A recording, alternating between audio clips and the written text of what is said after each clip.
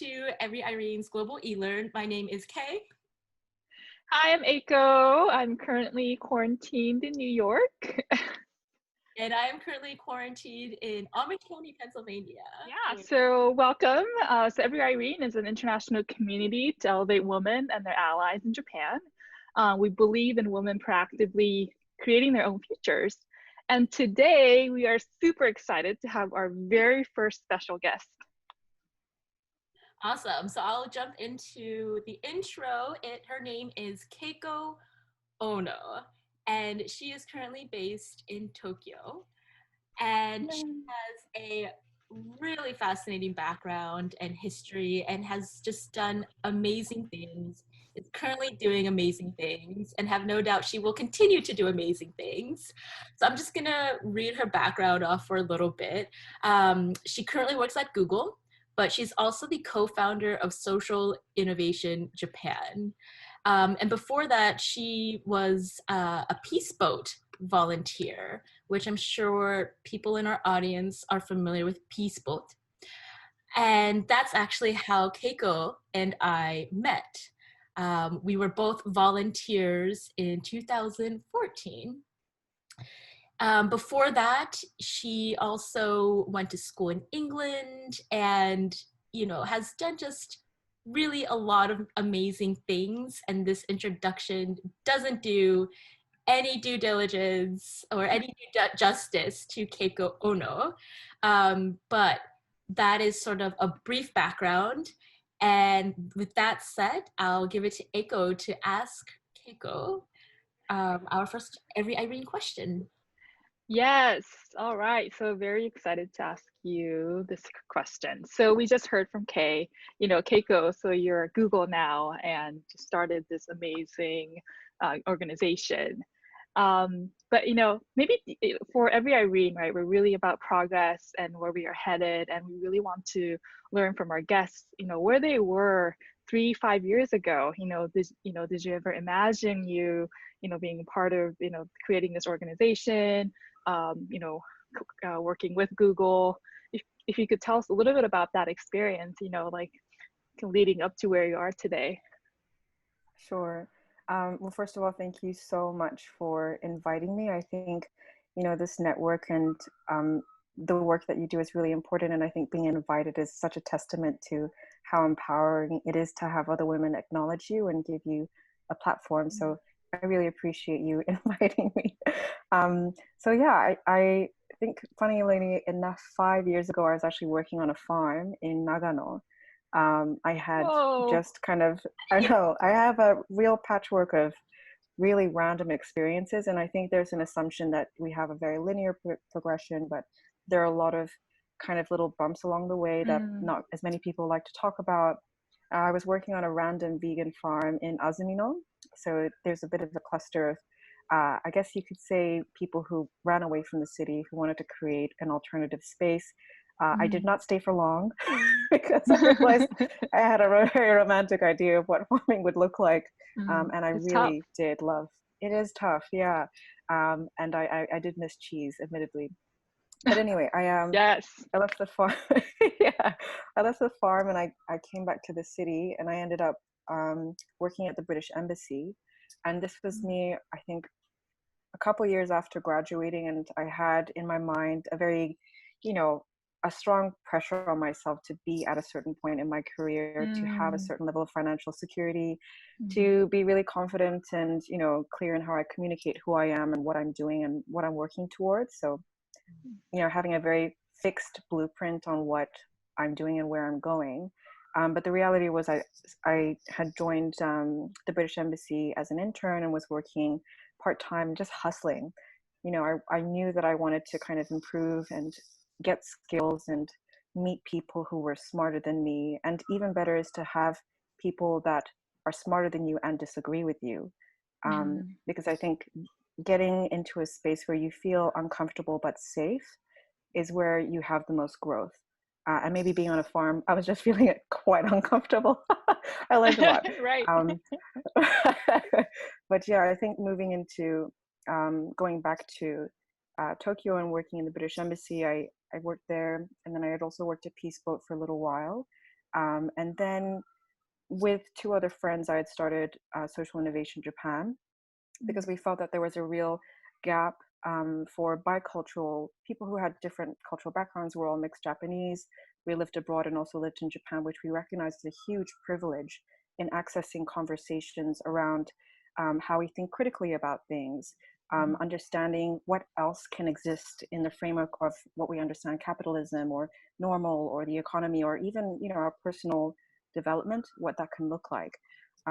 So what we try to do is provide a platform where we can create a community of people that are focused on looking, you know, at problems and challenges, but then also understanding that there are amazing solutions that people are trying to develop in Japan as well as outside of Japan. And then I honestly stumbled on Google. I would have never thought that I'd be working here. And it's, moving, just past 2 years now. Time really does fly. But a friend had actually referred me to the company, and I had just +10 interviews, which is fairly uncommon. But I think it's because they saw that I had attributes that would be good for the company now that I'm on the other side, but didn't really know what role I would fit, because I think I'm not sure, I don't want to make this into a gendered statement, but I do find that a lot of women, we adapt very quickly. And in my background and experience, I moved almost every year, every 2 years to different countries, and I can adapt to pretty much any job that you throw me, and I will want to fix that problem. So yeah, I think that's been my trajectory from a farm to now, I guess, working remotely in Kyoto, which could not be more further removed from working in a farm, but I really appreciate that time there as well. Yeah, awesome. Very interesting. I totally forgot that you worked on a farm, Keiko. No. Yeah, that's a while ago. Yeah. I've done a lot of different random jobs, yeah. Yeah, you and I both. I guess before we jump into our next question, could you quickly explain what social innovation Innovation Japan is to our audience who doesn't know about it yet? Sure. So we started off as a Facebook group, but we're now registered as an Ippan Charan Hojin, which is a type of nonprofit organization in Japan. It's a blend of a corporate company and a nonprofit. So we have a bit of a hybrid organization. Our main goal is to try to promote positive change makers in Japan and to be the biggest platform for people who are looking to make a social impact in the country. So my co-founders, Mariko and Robin, have actually launched our first product called My Mizu, which is aiming to reduce the number of plastic bottles that we use globally in an effort to curb climate change and, you know, just rethink the way that we build economies and, you know, the chain of production and supply, because we're not really moving towards a space where we're getting any better as a planet. So, you know, I think the platform as a whole is trying to, and maybe both of you might, and your audience might see this as well, but, you know, moving back to Japan and being Japanese, there can be a real conflict in reconciling the experience we have abroad with what is happening in Japan. We can, and this is applicable to any country, but it's very easy to complain about things that are going wrong. It's very easy, even now during COVID, to look at governments, to look at companies and say, well, this is going badly, that's not enough. But the power in individuals and the impact in our communities comes from when we're able to identify opportunities and really mobilize communities to think about solutions that are either existing or the potential to develop it as a group. So I think that's the sweet spot that we're trying to do, is highlight positive stories in Japan around social impact that otherwise don't get the same traction that, you know, English media might get in BuzzFeed or, right. you know, Japan isn't known for viral positive stories in English. We're known for sexual harassment or, you know, a lot of negative things where we're behind. And it's not to say that they're not true, but we also need to acknowledge that there are positive things happening around these spaces too. I love that, Keiko. I love it. So how do you define success? This is a very good question. And honestly, COVID has been a really, you know, I'm in a very privileged position, but I think it disrupts the patterns that we're used to. You know, I find that this time has given me space to do a bit of social curating. So I don't have to see the same people that trigger me in certain ways, or I'm able to recognize, oh, wow, in the absence of all of these things, I'm a bit happier. or I need certain things that I realize without it, I'm not feeling as happy, or, I don't have that same glow. And so I think for me, success is making sure that what I'm doing is in alignment with what I'm feeling. And this is something that I'm continuously trying to understand a bit better. I don't think it's a perfect answer, but I do think that culturally, my father's Japanese, my mother's Papua New Guinean. I grew up in like close to 10 countries. It's very easy to repress feelings in order to try to achieve a kind of success that we are taught is good, that we are taught is, celebrated. And I don't know, I do want to challenge myself around that, because would I be saying that if I wasn't working at Google? Would I be saying that if I wasn't in the position that I am today? I'd like to think that I would, but I realize that, time is the only currency that will never, we'll never get that back. And our emotions are the things that really kind of motivate us. If we think about the moments where we performed the best, where we felt the happiest, there's a very strong correlation between the two. And so, I do recognize that when I'm not performing well, it's not that I'm not smart enough. It's not that I'm, not working hard enough or not focused enough.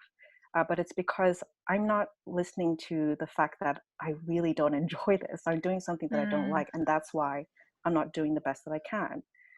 So I think really reconciling like feelings and acknowledging that with the same weight as the outcomes that we recognize in our work has been something that I've been really trying to understand when it comes to looking at what success looks like to me. Yeah, that's amazing. I think what you mentioned about like really feeling what you're feeling and not really denying it, just Oh, letting it girl. like come to you. Feeling those Yeah, feels. Yeah, right? yeah. And also Yeah. seeing them as legitimate, because we're taught to see like sadness, anger, we tie them into a binary. These feelings are good because they make everybody feel better, and these feelings are bad because it makes other people feel uncomfortable. But I realize, it's that shared experience is what makes friendships and work and relationships really, really strong. And even in my work, when I show up and I say, no, I'm not going to do that because I don't enjoy this, it's interesting how that plays out for the better. Yeah. Yeah. Yeah, like I guess I would put it in Japanese. 自分の気持ちになんか正直になる。Oh, なんか、そういうんうんうん。うね、やっ本当ぱり、だね。that's really important. Yeah, well, I'd love to ask you the next question. Your work with social innovation, Japan, and also you mentioned you're working at Google, and you're balancing these two very different organizations. And I'm sure there's people in the audience who would love to kind of get your advice on like what they can do to kind of balance those two different initiatives and the important work that you're doing. Some people might be hesitant about, having another organization to be responsible for when you have a full-time job. Yeah, what would be your kind of advice that you could give? Yeah, that's a really good question. And it's really interesting. Sometimes there's a strong discrepancy a lot of the time with people who perceive you as being super successful because of the brand name, or you're doing a lot of stuff, when in reality, like, you're just trying your best. So I just want to, one, acknowledge that it's hard, and two, understand your strengths and your weaknesses. This is really fluffy stuff, and I've listened to a lot of talks. I've given talks and spoken. I mentor in certain programs, and there's a lot of advice like, do what you love, and then no actual insight on like, well, how do you do that? How do you figure out what that is? How do you understand like what your strengths are, what your weaknesses are? But I think having, and I'll get to that in a little bit, but if you are able to do that, you're able to delegate, and you can trust other people. That's leadership for me. If you can say, okay, I'm not great at this, but I know you are, and I would like to give you this, and we can work on this together, but you own this. And on the strengths and weaknesses part, so I wrote down in my life a straight line to kind of show like a timeline. This is when I was at Yochien, at Gakko, Shogakko, Daigaku, right up until where I am now. And I wrote on the very top half of it all of the highlights, like, when did I feel the happiest? And again, this is where using your emotions as a compass to understand yourself better is so freaking important. Instead of looking at how am I most validated on LinkedIn, that is not going to help you. Definitely not. The photos that you post, not going to help you. But so yeah, I think mapping out the times where I was the happiest, whether it was, I don't know, going with my dad in Yochien and having other people around me see that I'm half Japanese as a brown kid in Nagoya, was a big deal for me. Similarly, when I was president of my student union by luck, because my competitor had been sued for some kind of weird corruption. That's a whole other story. But that made me really happy. So like, it doesn't have to be a career related thing that made you happy, but mapping out the things that made you like emotionally at your peak, because that's when you perform well. And then converse to that, looking at all the things on the bottom that made you feel your worst. So really looking at the highs and the lows, because when you look at the highs, you'll be able to see a trend in the skills that you were bringing in that moment, or the environment that you were in that allowed you to operate at that level. And then it's equally important to look at the negative things, because then you can see what motivates you. The things that get you angry or upset are the things that you want to change. Like, that is where you find the space where you want to make an impact. So I think, we can spend a lot of time on like focusing on the good stuff, but I really appreciate people like Kay when she shares her stories, is that she looks at both the positive and the negative.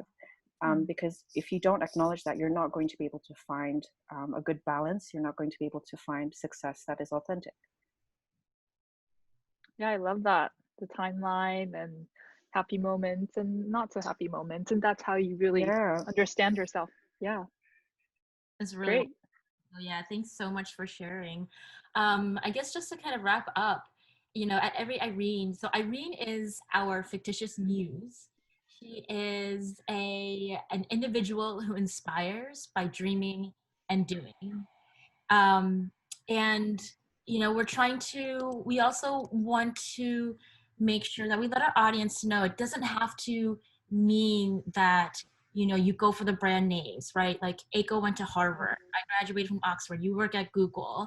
It doesn't have to be these super well-known, big brand name institutions that you associate with yourself to be considered an IRENE.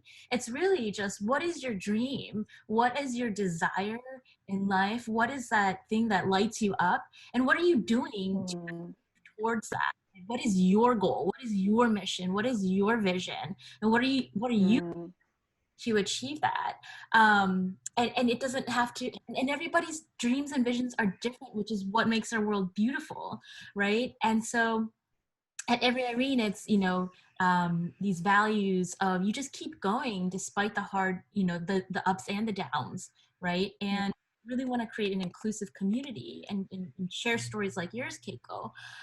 So just to kind of close out, like, is there one specific moment where you're like, oh, this was like my every IRENE moment, where when the going went tough, when I thought there was no step forward, I just kept going, and that negative moment, the lows that you were talking about, eventually turned into opportunity and a high for you, and you learn from it? There's sort of just that's that really such a good question. Yeah, I think this is something, that I experienced maybe a year or so ago, is that I had joined a different team in marketing, and I had discovered this creative industry, and I thought, oh my God, I've found an entire sector that I wish I had found a decade ago, because I'm 30 now. It's the age where everybody's like, well, this is when you settle down, and this is meant to be a milestone for us culturally and socially. But I remember having that aha moment and feeling like, oh crap, I've wasted so much time. But that really wasn't serving me. Like, when I think about it, I've realized that all of these experiences have culminated me in being in that space, which means that it's valid. I shouldn't, second guess why I'm there. I think a lot of us might be suffering with imposter syndrome, which is really common. But I think, in that moment, I realized, okay, I might not have the same kind of CV or, educational or industry related background as other people, but I need to own my story. I need to know it, own it, and share it, because if I don't, other people will, or my own insecurities will, and we can be our own worst enemies in that state. I was telling myself, wow, I really shouldn't be here. I'm not good enough, blah, blah, blah. But I think there's a real practice in storytelling to compel other people but then also to convince ourselves sometimes to say like, oh no, I did all these great things. You know, we can get into a negativity bias where we're looking at all the things that we did wrong. For people who are high achievers who want to, you know, do things for themselves, but also for other people, like culturally, that is a very real pressure that we put on ourselves.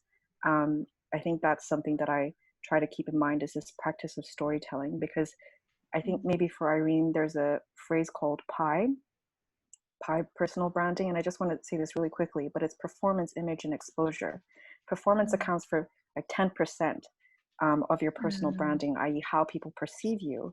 But it's how you communicate what you've done, how you advocate for yourself, that's really important. So I think that would be, sorry, that was a bit roundabout, but yeah, own your story and share it, because otherwise other people will. I love that so much. So great. So many golden nuggets in our conversation today. Yeah. Thank you. Oh, Yeah. that's what you do. This is what your platform is doing. I love it. Yeah, really advocating yourself. That's you know, I have to always remind myself of that, you know. It's so easy to be like, oh, like I shouldn't say this, or I shouldn't present myself as this, you know, but you're your only advocate, you know, and then maybe others will chime in once you start to do that. But I think that's really great. Yeah. Go ahead. Oh yeah, it really hits home with me too, Keiko, in terms of own your story, somebody else will, and the negative bias, definitely. Because I think I myself also fall into these, you know, pits where it's like, oh my gosh, I'm not good, you know, that not good enough, I'm not good enough, I'm not smart enough, I'm not talented enough, so many times. And I'm training myself now, trying to get better at it, to catch myself. And it's like, wait, stop. Like, I'm going to spend, don't spend it on building, tearing myself down, right? Spend it on actually, if I really don't feel good enough, then spend it on like a course, right? Or gaining those skills, something. But yeah, I mean, like, and yeah, that really resonates. Oh, I'm so glad. Yeah, and I just want to end with like a couple tools, but it's really hard for us to see, and you know, we feel a lot of guilt and maybe shame around acknowledging what we're good at, because we're not taught to really celebrate ourselves, right? In a lot of ways. So I think one tool that somebody taught me was to get somebody else to write your resume, to crowdsource people and their perception of what you've done well. And you're like, oh my gosh, I am actually amazing. And also, it's just such a great way to have friends, you know, to feel like that solidarity, especially amongst women.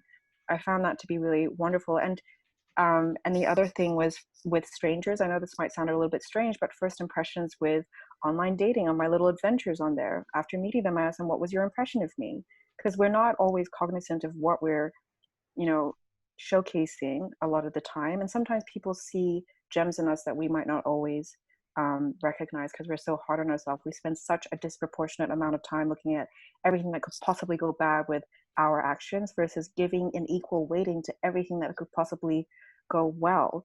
So I think balancing that perception of our capacity and leaning on other people to recognize it is really, really powerful. Yes, having that community, right? I think what you just said is so relevant and so important, you know, and that's what we're trying to do here at Every Irene, create that community, you know, advocate for your own self and for others. Yeah. Well, thank you so much for your time, and we really appreciate like just hearing your experience and what you've done, and also like this advice, you know, so many takeaways. Yes, so Oh, it's my pleasure. great nuggets there, Keiko. Awesome. So that is it for our session with Keiko Ono. And Keiko, if people wanted to reach out to you or get in touch, what's the best way to connect with you? Sure. So, of course, we're living in the age of the gram. So my handle is at KONOJPNG. And I'm happy to also share my email, and you can reach out to me directly at keiko@socialinnovationjapan.com as well. Amazing. Thanks so much, Keiko. Thank you. Cool. It's so nice to meet you all. Yeah, Bye. great to meet you. Bye-bye.